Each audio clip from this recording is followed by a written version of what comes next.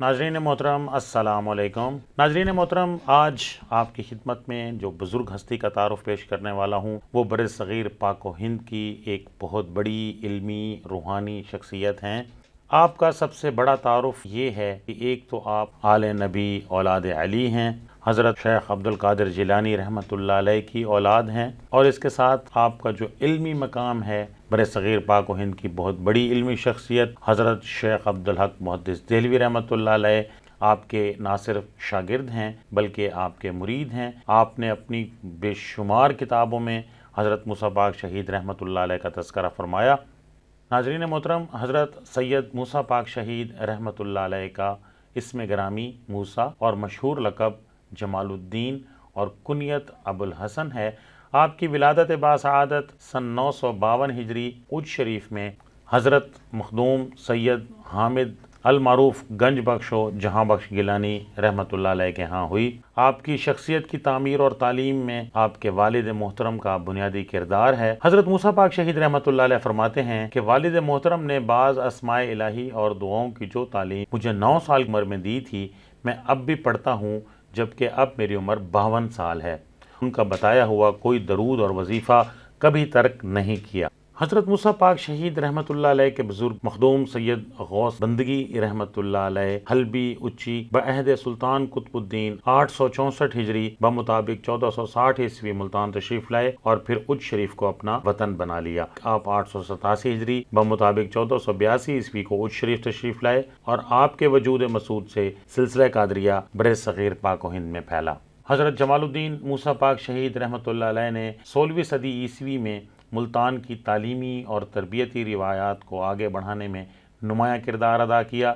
जहाँ उन्हें अलूम हदीस व फ़िक़्ह और अरबी ग्रामर पर दस्तरस थी, वहाँ अपने दौर के मकबूल फ़न ख़त्ताती के भी माहिर थे। उनकी सीरत व किरदार के बारे में उनके मुरीद हज़रत शेख अब्दुल हक मुहद्दिस देहलवी रहमतुल्लाह अलैह अपनी मशहूर किताब ज़ुब्दतुल आसार में लिखते हैं कि उनके पीर व मुर्शिद हज़रत मूसा पाक शहीद रहमतुल्लाह अलैह की ज़िंदगी का हर लम्हा सिलसिला आलिया कादरिया की अज़ीमुल मर्तबत बुज़ुर्गों की तरह कलामुल्लाह और सुन्नत रसूल सल्लल्लाहु अलैहि वालैहि वसल्लम की पैरवी और निफाज में गुजरा। हज़रत मूसा पाक शहीद रहमतुल्लाह अलैह भी अपने अजदाद हज़रत मखदूम मोहम्मद गौस बंदगी और हज़रत मखदूम अब्दुल कादिर सानी और अपने वालिद माजिद हज़रत मखदूम सैयद हामिद गंज बख्श की तरह उज शरीफ से मुल्तान बकसरत तशरीफ़ लाते थे, क्योंकि मुल्तान की गालिब अक्सरियत आपके असलाफ से मोहब्बत रखती थी।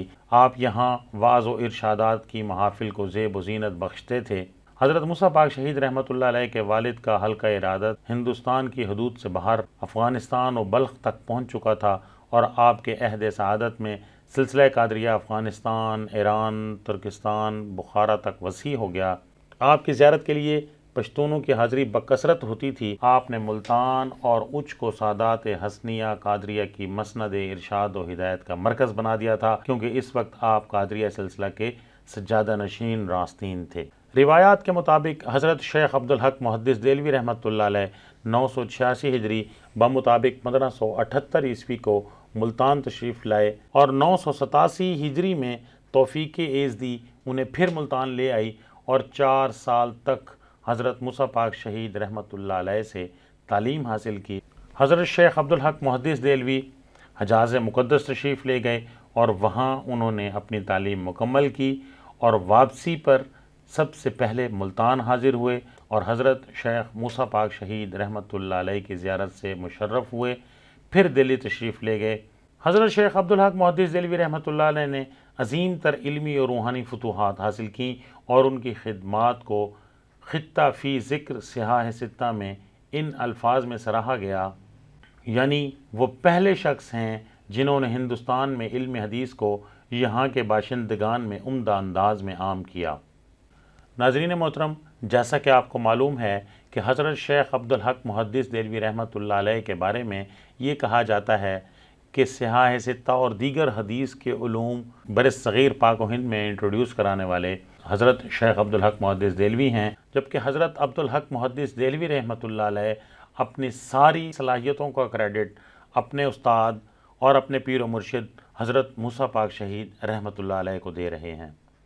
हज़रत मूसा पाक शहीद रहमतुल्लाह अलैह ने अपने मुरीदैन में से इमामुल मुहद्दिसीन शेख अब्दुल हक मुहद्दिस देहलवी اور حضرت بابا میاں شیر کرم علی قادری سیالوی بانی مسند ارشاد سیال شریف سرگودا کو خلافت سے سرفراز فرمایا، بلکہ حضرت شاہ داؤد بندگی کرمانی بانی مسند ارشاد شیرگڑھ ضلع اکاڑا اور حضرت سید شیر علی شاہ مشہدی کا شمار بھی حضرت موسیٰ پاک شہید رحمۃ اللہ علیہ کے خلفاء میں سے ہوتا ہے، اگرچہ وہ مرید آپ کے والد ماجد حضرت مخدوم سید حامد گنج بخش کے تھے، جبکہ سجادگی اور خلافت فرزند رشید مخدوم سید حامد گنج بخش ثانی کو عطا ہوئی۔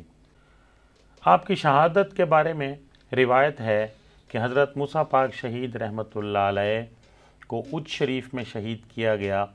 روایت کے مطابق کچھ ڈاکوؤں نے حملہ کیا اور آپ ہاتھی پر سوار ہوئے اور چند افراد کو اپنے ساتھ لیا اور وہاں آپ نے بہادری کے ساتھ مقابلہ کیا، لیکن ایک تیر آپ کے پہلو میں لگا جس سے آپ کی شہادت ہوئی۔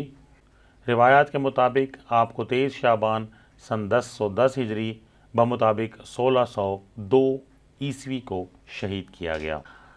آپ کی تدفین پہلے اچ شریف والد ماجد کے پاؤں کی طرف کی گئی اور ایک مزار تعمیر کیا گیا، لیکن بعد ازاں آپ کے جسد پاک کو ملتان کے نواحی علاقے منگے ہٹی لایا گیا، تو 15 سال بعد جب آپ کے مزار کی تعمیر مکمل ہوئی تو آپ کی تدفین یہاں پر کی گئی۔ روایات کے مطابق حضرت موسیٰ پاک شہید رحمۃ اللہ علیہ کے صاحبزادے نواب یحییٰ گیلانی ملتان کے گورنر رہے۔ ان کے زمانے میں ہی آپ کے بڑے بیٹے مخدوم سید حامد گنج بخش نے حضرت موسیٰ پاک شہید رحمۃ اللہ علیہ کے جسد اطہر کو منگے ہٹی سے ملتان میں منتقل کرایا۔ حضرت موسیٰ پاک شہید رحمۃ اللہ علیہ کے 4 صاحبزادگان تھے، ان میں شیخ سید حامد گنج بخش ثانی، سید جان محمد، سید عیسیٰ اور سید یحییٰ۔ حضرت موسیٰ پاک شہید رحمۃ اللہ علیہ نے اپنی حیات مبارکہ میں صاحبزادہ اول کو خلافت و سجادگی تفویض فرما دی تھی۔ حضرت شیخ موسیٰ پاک شہید رحمۃ اللہ علیہ کے افکار کی جب ہم بات کرتے ہیں تو آپ کی کتاب تسیر الشاغلین میں آپ نے انسانی تہذیب کے لیے، اپنے ارشادات کے ابلاغ کے لیے درویش کو مخاطب کر کے اذکار و نصائح سے سرفراز فرمایا، اور ایسا محسوس ہوتا ہے کہ ایک پرتاثیر علمی اور روحانی رشد و ہدایت کی محفل کو حضرت موسیٰ پاک شہید رحمۃ اللہ علیہ نے زیب و زینت عطا کی ہوئی ہے، اور تدریس و اصلاح کے لیے واعظ و تلقین کے فیوضات کے خطبات ارشاد فرما رہے ہیں۔ حضرت موسیٰ پاک شہید رحمۃ اللہ علیہ کی کتاب کے موضوع پر ڈاکٹر قادری اس طرح سے رقم تراز ہیں کہ تسیر الشاغلین کو سلسلہ عالیہ قادریہ کی علمی اور روحانی نصاب کی حیثیت حاصل ہے۔ حضرت موسیٰ پاک شہید رحمۃ اللہ علیہ نے متوسلین کی اصلاح و رہنمائی کے لیے تسیر الشاغلین تصنیف فرمائی، جس کے وہ خود عملی نمونہ تھے۔ عہد تصنیف کے بارے میں یہ کہا جاتا ہے کہ آپ کی کتاب سن 985 ہجری کے بعد تحریر کی گئی۔ آپ کی کتاب کا فارسی متن فیروز پور انڈیا سے 1309 ہجری میں شائع ہوا۔ آپ کی کتاب کا ترجمہ ڈاکٹر ماہر عبدالحق نے کیا۔ آپ کی کتاب کا ترجمہ پروفیسر ڈاکٹر خالق داد ملک نے بھی کیا۔ ناظرین محترم، میں یہاں یہ بھی بتاتا چلوں کہ سن 2010 میں اس وقت کے وزیر اعظم محترم جناب مخدوم سید یوسف رضا گیلانی صاحب کی کاوشوں سے بہاؤالدین زکریا یونیورسٹی ملتان کے شعبہ علوم اسلامیہ میں ایک موسیٰ پاک شہید چیئر قائم کی گئی، جس کے بانی ڈائریکٹر محترم جناب پروفیسر ڈاکٹر مفتی سعید الرحمن صاحب تھے۔ ان کی کاوشوں سے ایک کتاب حضرت موسیٰ پاک شہید رحمۃ اللہ علیہ پر سامنے آئی، جس کا نام ہے تذکرہ شیخ الکل حضرت موسیٰ پاک شہید۔ اس کتاب کے مصنف سادات گیلانیہ کے خانوادے محترم جناب مخدوم سید سبطین رضا گیلانی صاحب ہیں۔ البتہ اس حوالے سے میں نے بھی ان کے ساتھ ریسرچ کے حوالے سے کچھ تعاون کیا ہے۔ آپ کی کتاب میں جو ابواب ہیں ان میں درس محبت و حضوری، دعا و سکوت، سحرگاہی، حقیقت نماز، تلاوت قرآن مجید، ذکر الہی اور کلمہ توحید کی حقیقت، لائق بارگاہ اور کیفیت احسان و حضوری ہیں۔ درگاہ حضرت موسیٰ پاک شہید رحمۃ اللہ علیہ کے سجادہ نشین مخدوم سید ابوالحسن گیلانی ہیں، جبکہ ان کے چچا مخدوم سید تجمل حسین گیلانی بھی مریدین کی روحانی تربیت میں مصروف عمل ہیں۔ اس کے ساتھ ہی افتخار علی گیلانی کو اب اجازت دیجیے۔ اللہ حافظ۔